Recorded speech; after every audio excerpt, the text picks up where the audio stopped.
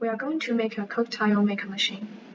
Compared with the traditional cocktail mixer, in this device, users can order in advance with their phones, which greatly saves time.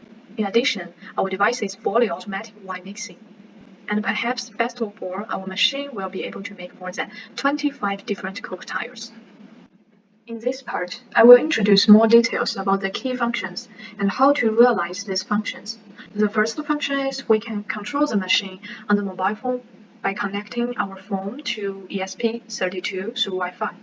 This means there will be a website for customers where they can choose different cocktails they like. The second function is this machine can make 25 best wine cocktails. We are going to specifically design a GPIO to control the pumps so that we can decide on the ratio of different wines. As for the third function, if the distance sensor detects a people's gesture, it will trigger the valve and the ice will form. We use the I2C protocol to complete communication between the RP2040 and the slave sensor. When it comes to the anti-force touch device, Pico4ML will be used to decide whether one approaching is human, which can prevent pets from touching the device by mistake. For the last function, there will be a visual interactive interface where people can see the process and the types of cocktails. Okay, so the biggest risk in our project are two parts. The first part is how to allow users to remotely control the pump switch of the machine on the cell phone. And the second part is how to control the opening of the ice pouring device.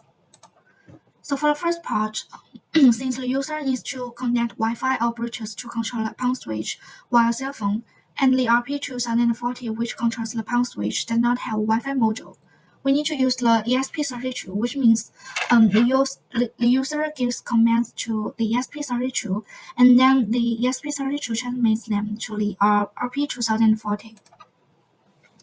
And for the second part, we decided to add a face recognition section in consideration of the possibility of small animals or other objects accidentally touching the open button of the ice pouring device. The camera module of the Pico4ML can be used to recognize the user's face and automatically pour the ice when it is recognized as the user, so that the taste of the drink will not be ruined by the ice melting in the drink. And our backup option is that if it doesn't work out, we decided to eliminate the automatic ice pouring device, which means to replace it with a manual ice pouring command from the user. And our effective midpoint checkpoint is that it successfully makes 2 to 3 diaries according to the user's instructions. In the next step, we need to use Fusion 330 to model our device and use 3D printer and laser cutting to create this equipment. The most significant thing is writing code to control all operation of our instrument. In this process, we will certainly encounter many problems, so it's very important to discuss with professors and team members. This is the end of our project proposal. Thank you for watching.